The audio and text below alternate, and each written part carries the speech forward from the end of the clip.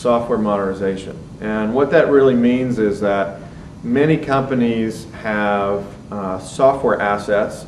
in their company, and these are things that they've invested in 10, 15 years ago, where they created software that's important to the business to use every day in the company, but that software is now 15 years old and it basically hasn't been touched. Maybe it's been maintained, added to, etc. But the platform that this software is built on has aged. And the problem with that is that it limits the capability of future enhancements to that software, and it also increases the cost of maintenance maintaining that software with respect to the skill set needed in the developer, also with respect to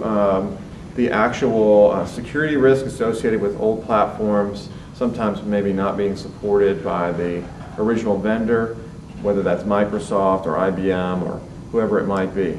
So we help companies, first of all, identify their old software assets, understand what the risks are associated with those old software assets, and then evaluate the cost of modernizing the asset, whether that should be done all at once, so for example a complete rewrite of a piece of software, or progressively where you might sort of change the software out one piece at a time. So you might start with the database and then change out the user interface, and then last change out the business logic.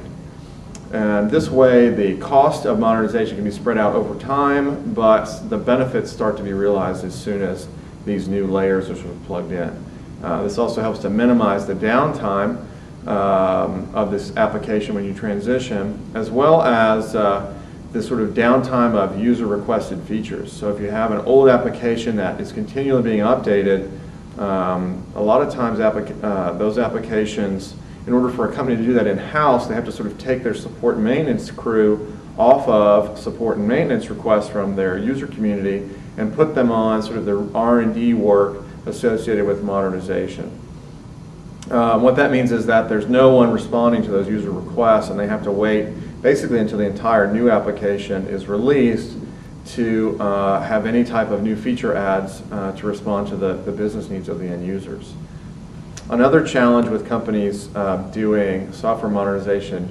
in-house is that generally the skill set associated with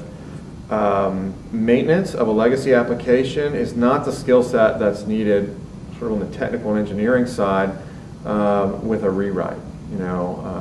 The ability to create and craft applications in a modern software platform is usually a very different mindset, a very different tool set needed by the software engineering team than that needed to maintain a legacy code base, maybe not written by this team or written by lots of different people over time. And so one thing that we help companies do is to bring that outside expertise in the modern platform, allowing their maintenance team to stay in place, responding to the needs of their user community. Meanwhile, we work and collaborate with that team as well as with the users to create the new application and release that to them.